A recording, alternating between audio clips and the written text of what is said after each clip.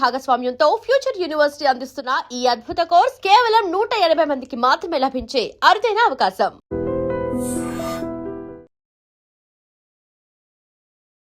నమస్తే రమ్మగారు. నమస్తే జయ. రమ్మగారు, మనము దేవాలయాలు వాటి యొక్క స్థల పురాణం మాట్లాడుకుంటున్నాం. తిరుమల తిరుపతికి వెళ్తే శ్రీకాళహస్తి ఒకటి, కాణిపాకం ఒకటి వెళ్తాం. ఖచ్చితంగా వెళ్ళి దర్శనం చేసుకుంటాం కదా. వీళ్ళు వెంబడి చెప్పుకుందాం ఒక్కొక్కదాని. కాణిపాకం గురించి మాట్లాడుకుందాం రమ్మగారు.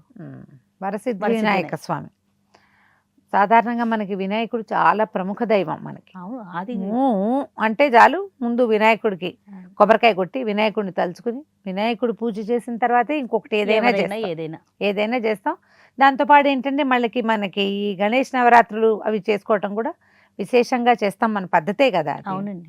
ఇప్పుడు సంవత్సరంలో ఏదో ఒక 9 రోజుల పాటు ఒక ప్రత్యేకమైన రోజు కాకుండా ప్రతి నెల మనం ఇది కూడా చేసుకుంటాం. ఏమంటారు దాన్ని, మన చతుర్థి, సంకటహార చతుర్థి కూడా విశేషంగా చేసుకుంటాం. అదే కాకుండా జయ, నువ్వు ఏ దేవాలయానికి వెళ్ళు మొదటే ఆది దైవం మనకి వినాయకుడు దర్శనమిస్తాడు. ఉన్నారా, ఆయనకి ప్రత్యేకమైన సన్నిధి అయినా ఉంటుంది. పెద్ద పెద్ద దేవాలయాల దగ్గర నుంచి చిన్న దేవాలయం వరకు ఎక్కడికి వెళ్ళినా మొదట లంబోదరుడు ఏదో ఒక స్వరూపంలో మనకి దర్శనమిస్తాడు. నువ్వు పంచారామాలు తీసుకో, పంచభూతలింగాలు తీసుకో, అమ్మ నాన్న ఇద్దరు గుడులతో పాటు మామయ్య గుడిలో కూడా ఆయన ఉండాల్సిందే. ప్రతి చోట ఈయన ఉంటాడు. ఇదే కాదు, వాళ్ళ తమ్ముడు గుడిలో కూడా ఉంటాడు. ప్రతి చోట వినాయకుడే కనపడతాడు. ఈ ఆదిదైవమైన వినాయకుడు మనకి బ్యాలెన్స్ని ఇస్తాడు. మనుషులకి బేసిక్గా ఏం కావాలంటే మనకి మూలాధార చక్రం సరైనదిగా ఉండాలి. ఏమన్నా బ్యాలెన్స్ ఉండాలి మనుషులకి. అది ఉంటే ఏదైనా చేయగలుగుతాం మనం. మనకు ఆ బ్యాలెన్స్ని ఇచ్చేవాడు గణపతి.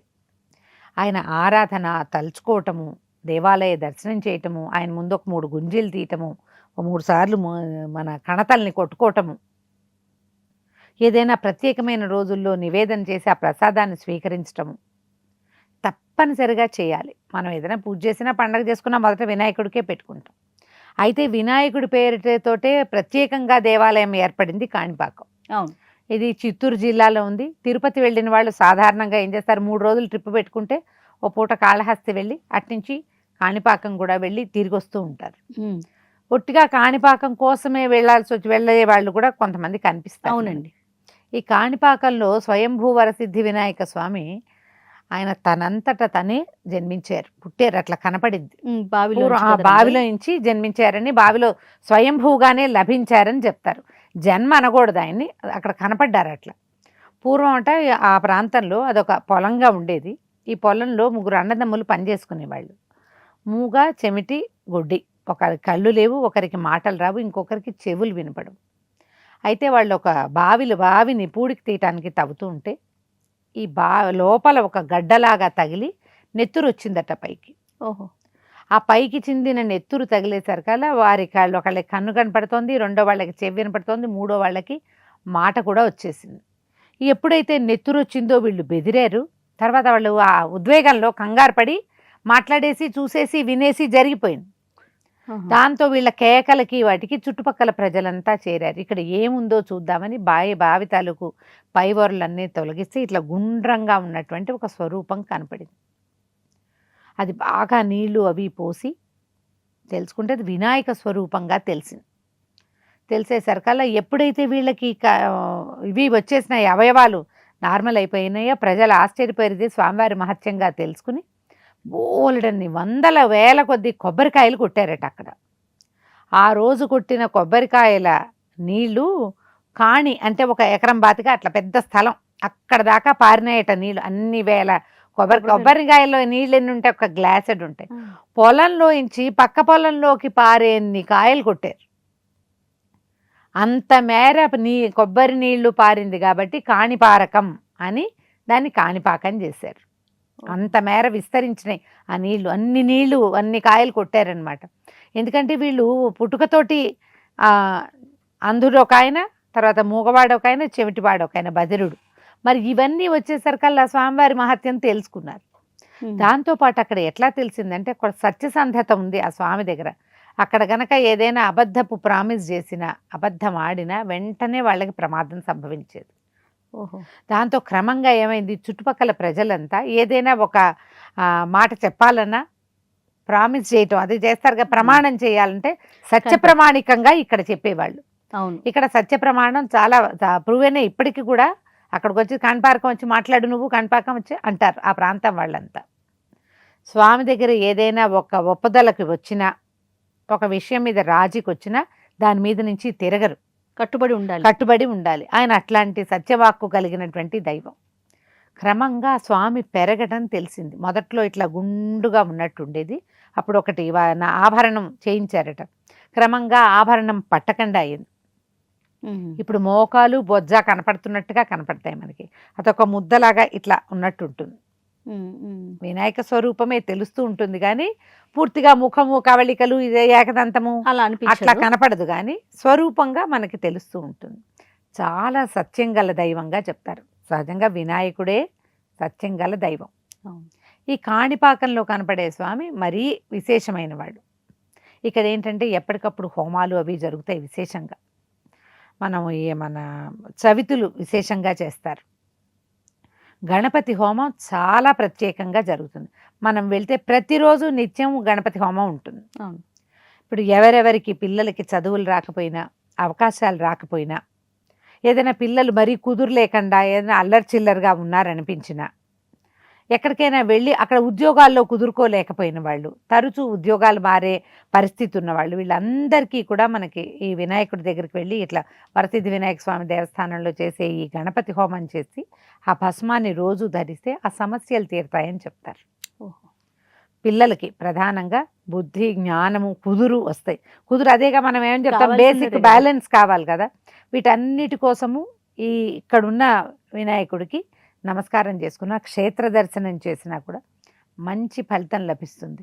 తిరుపతి వెళ్ళినప్పుడు వెళ్తాము అని పెట్టుకోకుండా వీరి దగ్గర కూడా మనం ప్రత్యేకంగా వెళ్ళి రావచ్చు. కొంచెం రకరకాల పూజా విధానాలు చాలా ఉన్నాయి, ఏ రోజుకి ఆ రోజు టికెట్లు తీసుకోవచ్చు. ఇప్పుడు అంతా ఆన్లైన్ వ్యవహారం వచ్చింది కాబట్టి ముందే బుక్ చేసుకోవచ్చు, కాణిపాకంలో ఉండొచ్చు. అప్పట్లో ఎప్పుడో చిన్న ఊరు పాతక రోజుల్లో, ఇప్పుడు ఏం లేదు, అది కూడా చాలా పెద్ద ఊరుగానే అయింది. స్టే చేయడానికి బోల్డ్ రకాల అవకాశాలు వచ్చినాయి. 11వ శతాబ్దంలో కట్టబడిన దేవాలయం అది. ఏనాటిది, అతి పురాతనమైంది. ఇప్పుడు ఏంటంటే ఇంకా ఎక్స్టెన్షన్లు జరుగుతూ ఉంటాయి కదా, ఎప్పటికప్పుడు మరమ్మతులు జరుపుతారు. కొంచెం పెద్దగా విశాలంగా కనపడుతుంది, సింపుల్గా దర్శనం అయిపోతుంది. ఒక మాట సత్యదర్శనుడుగా ఉండే ఈ స్వామిని దర్శనం చేసుకోవాలి. వేరే దాంతో అటాచ్మెంట్ పెట్టుకున్నా మంచిదే, లేదా మనకి పిల్లలకి ఏదైనా ఇలాంటివి ఉంటే గనక ఇక్కడికే వెళ్ళిరండి. ప్రతి నెల మన పిల్లల నక్షత్రం రోజున మనం హోమం లాంటిది చేయించుకున్నా కూడా వాళ్ళ గ్రహస్థితుల్లో ఏమైనా మార్పులు రావచ్చు. చదువు రాకపోయినా, ఫెయిల్ అయిపోతున్నా, ఉద్యోగాల్లో ఫెయిల్ అయిపోతున్నా, జీవితంలో ఫెయిల్ అవుతున్నారని అనిపించినా కూడా ఈ దేవాలయం మనకి మంచి ఆసరాగా ఉంటుంది. ప్రయత్నం చేసి చూడడమే, వెళ్ళి ఒకసారి దర్శనం చేసుకుని రావచ్చు. అంటే ఇక్కడ ఈయన స్వామి సత్యదర్శనుడు అని చెప్పడానికి ఇంకొక తార్కాణం ఏంటంటే, ఆయన బావిలో కదా మనకి దర్శనం ఇచ్చారు. ఇప్పటికీ ఆ కింద నీరు ఊరుతూనే ఉంటుంది, ఇది పెరుగుతూనే ఉన్నారు, ఆయన కూడా పెరుగుతున్నారు.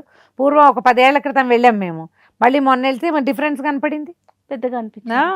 డిఫరెన్స్ కనపడుతుంది. ఈ తడి కూడా వస్తుంది, కింద నుంచి జల కూడా వస్తూ ఉంటుంది. మరి అవన్నీ ప్రత్యేకతలే కదా. ఖచ్చితంగా. కాబట్టి అంత ప్రత్యేకమైన దేవస్థానానికి ప్రత్యేకంగా వెళ్ళటం కూడా చేయొచ్చు మనం. అవును, అవకాశం ఉన్నప్పుడు చూడండి. చాలా ప్రధానంగా మీ పిల్లల విద్య, ఉన్నత విద్య, వాళ్ళ సెటిల్మెంట్, ఈ రెండింటి వీటి కోసం తప్పకుండా మనం కాణిపాక దర్శనం చేసి తీరాలి. And for more videos, please subscribe to iDream. Please subscribe to iDream. Please subscribe iDream. And please subscribe to iDream. For more videos, subscribe to iDream. please like, share and subscribe to the channel. Congratulations, iDream. Subscribe to iDream. Subscribe to iDream. So subscribe to iDream Media. iDream ki iDream team andarki huge congratulations. Please subscribe iDream Media. Please subscribe to iDream. Subscribe iDream. Please subscribe to iDream. iDream అంటే నా కళల channel subscribe చేసుకున్నారు, నోరు తిరుగుతలేదు, మీరైతే గంట గుర్తు కొట్టండి. For more such videos, please subscribe to iDream. Subscribe to iDream. Please subscribe to iDream. Please subscribe iDream Media. Please do subscribe to iDream. Please subscribe to iDream Media. For best entertainment and information, please subscribe iDream. And don't forget to subscribe to iDream.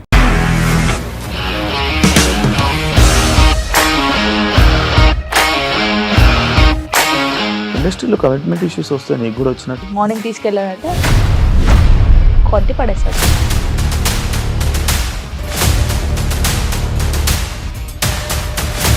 ఒక్కళ్ళు కూడా చూడలేదు ఈ cinema అని చెప్పడానికి కూడా చాలా ధైర్యం కావాలి. అది నిజం కదా, దాంట్లో ధైర్యం ఏంటి? ఇది నెక్స్ట్ డే ప్లేట్ మార్చేస్తే తప్పు కదా. As of now we are comfortable this అని నేను అనుకుంటున్నాను. రష్మిక గారిది మీది ఒకే ఊరంట కదా. నీకు కోపం వచ్చిందంటే బాగా తిట్టేత్తరా? తిట్టేద్దామండి. నిజంగా గేమ్ ని ఎలా చేంజ్ చేయగలిగారు? ఏపీఎస్ఎఫ్సి వాళ్ళకి 6 నెలల్లో నేను 6 లక్షలు కట్టా. బిజినెస్ చేయాలనుకుంటే it is as difficult as riding a tiger.